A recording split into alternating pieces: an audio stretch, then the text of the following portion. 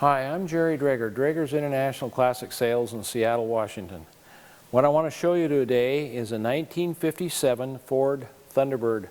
Now this is a Porthole hardtop roadster. It's got the 312 V8 in it. It's an automatic. It's got power steering, power seats, a SelectOmatic power seat, power windows, and it runs really well. I would tell you it was sold to the individual I bought it. He thought it was an original paint car. It looks like original paint car. You can see some wear spots, and we'll show you a little later. But I believe it's been repainted, and it's a nice car. It runs good. It drives good. It also has aftermarket air. We took it down and had it charged. The air blows cold. It's a nice car. We're going up onto I-5, going northbound.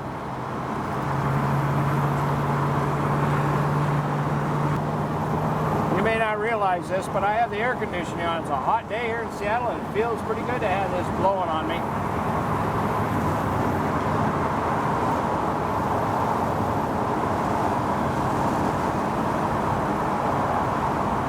I hope you can see this okay. It's crowded out here, so we're only doing about 60. This car will run down the road at 70 with no problem at all. I'll step on it a little bit so you can see how it goes.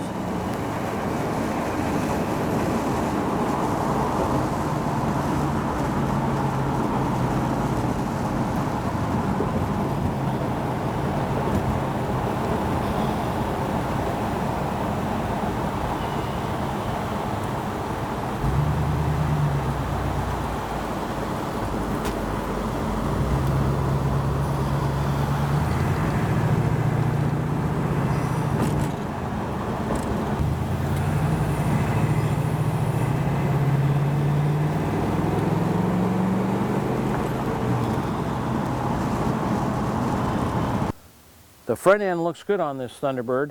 I notice there's a little bit of a lightening in the paint right there where it's rubbed through. The front bumper looks like it's been re-chromed. The grille looks good on here. All this looks good. There's a little spot right in here and a chip right there. But basically it looks pretty good. There's a little roughness right there, but not bad. Driver's side looks good on this side.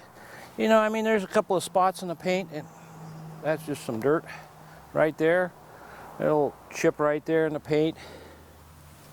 For the most part, it looks pretty good.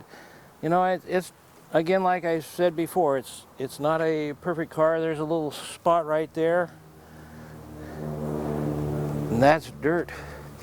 Boy, we should be washing these things before we do this videoing. Golly sakes. Well, I've been driving it every day, so it's been my daily driver lately.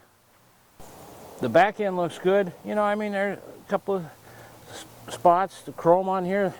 Again, I've been driving it, so it's a little dirty in places. I should have washed it, I guess, before we did this. But there's a little spot right here. The chrome's really nice on it. It's been re-chromed. The passenger side on this car looks real good here also. It looks good. Notice we have the wire wheels on here, and we have the fender skirts. There's a couple little spots here in the paint. There's a chip that's been brush touched, but most of it looks good. We got the side windows. There's a couple of bad spots here in the chrome.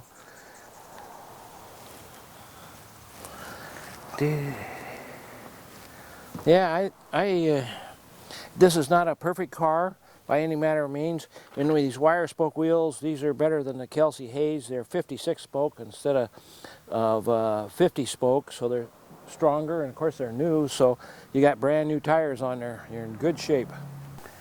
I want to show you, you know, some of the spots in this paint. Like right here, that's a rub spot on here. I can see the mark right here from where the hardtop sits on here.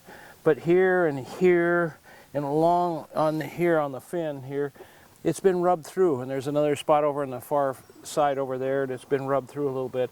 It looks like original paint on this car. I mean, it really does. Now when I walk down the side, you know, I wasn't looking real close. There on top of the fender here, it's rubbed through a little bit. And I mean, it doesn't show up a whole lot, but it's there. This Thunderbird's loaded. You know, we have power windows, we have seat belts with it. They're not factory seat belts, but you do have the seat belts with it. The steering wheel's got a little bit of chipping on the outer edge of the steering wheel, but it's good. There's no cracks in it or anything. The carpets look like they've been replaced not too long ago, and the dash pad looks real good on this car. And of course we got the aftermarket air. As you can see, this interior is not new or anything, but it's in real good shape. You can see the back of it's here good. This right here, of course, is the tonneau cover, and you can split it down the center so you can be driving with this side up and this side back. It just stores back underneath here. If this Thunderbird had a soft top, it would be back underneath here. But it only has the hard top, which sits on top here. And you can see that the dash pad is all good and everything on here. The carpets look all real good. The door panel on that side looks real good. The door panel on this side has a little bit of cracking right here on here.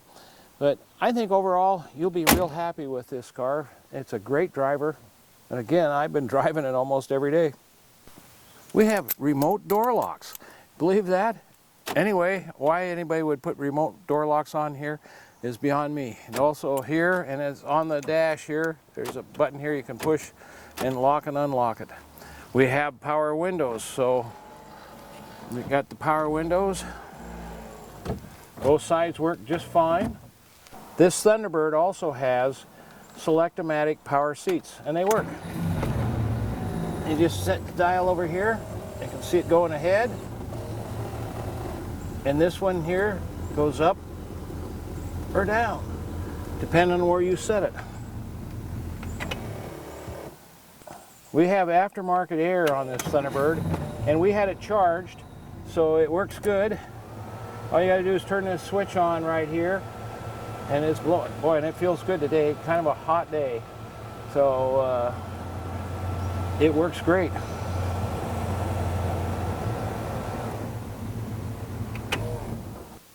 This Ford has the Town & Country radio.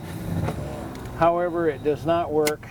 I don't know why. I haven't played with it. I'm not interested in trying to fix it or anything like that, because you may want an entirely different sound system in it.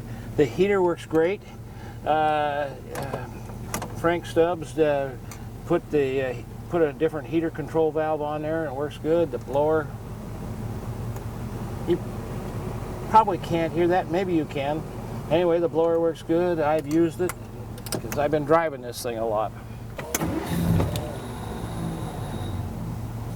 I think you'll like the way everything works on this thing. The wipers work, the tach works, the temp gauge and the fuel gauge, they all work.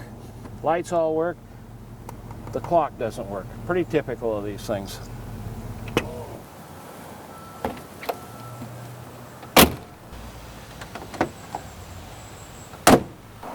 To open the hood, you just reach down underneath the dash here and you got to pull out, and I usually like to push them back in just in case. Sometimes they don't always go back in, and of course then you just reach out and lift the hood up and it'll stay there on its own. And to close it, you bring it down, get it down to about here and drop it. Andrew and I are going to put the top on so you can see how that works. It's a two-man operation. I've actually taken one of these tops off with just by myself, but I do not recommend it. You need to reach inside and get the little levers going in the right spot. They actually go on quite easy.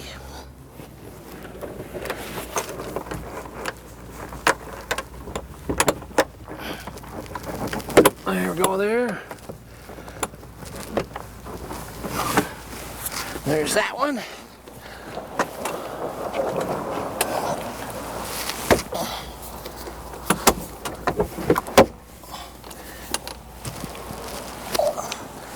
And that's how hard it is to put the top on. In the reverse procedure, we just go in, undo the latches. And it's a good idea to get the visor out of the way. I should have done that. And you got to reach back and undo the latch way in the back.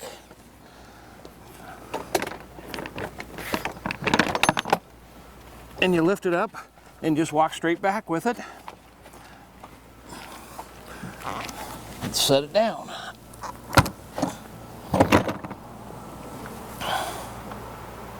Let's check out the trunk. Now you can see it's got a brand new spare tire on here. It's still got the lines on it on there. And you can see right here is the jack and the jack stand. Here's a part of the jack and the lug wrenches here. There's a car cover right there. This pad, I would lift it up for you, but it is glued down and it looks like it's been replaced at some time or another. In the underside, even though you can't see it, looks just fine. As you can see, this engine compartment is clean. It's decent. It's got the dress-up kits, the fin valve covers, and the chrome air cleaner on there.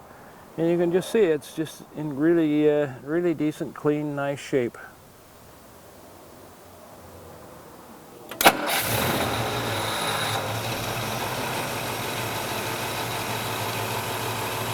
You can see it runs nice, smooth, and quiet.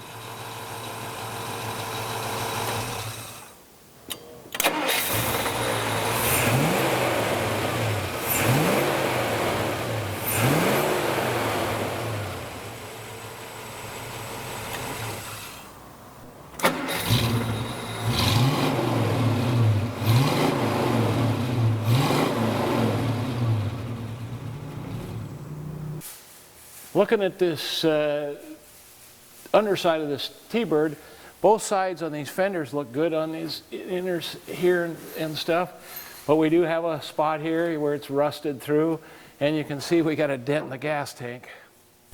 All the floor pans up through here look all good, and everything looks good all this way. The exhaust system, you know, it's been around a while, but it's solid. It works good. It's clean. Looks like this is nice and clean. Now, I don't know if you can see this or not, but right here is the drain vent, another drain vent, and the drain vent back here. And it's the same on the other side. They're both there. And Jana's helping out in the background here a little bit. The floor pans look real good. I think you'll find that this car has never been restored on the bottom side at all. It's just like the top. I'm not sure that it's been restored on the top. Floor pans look good up through here and into the firewall and everything. All that looks good. You can see the bottom of this 312 V8. He put hardened seats in it. It's the only thing he did to it. He's owned it for 11 years, and he didn't do any other engine work to it, but he did have the hardened seats put in. All the front end underneath here looks good and solid. It looks like it's never been damaged that I can see of, so I don't think that this thing's been wrecked anywhere along the line that I can tell. Everything looks good. These are my two helpers with the 57 T-Bird. They keep making noise, so if you hear strange noises, that's where it came from. Thanks, Woody and Jana, for the help. Anyway, if you're interested at all in this car, please give us a call, 206-533-9600. Thank you.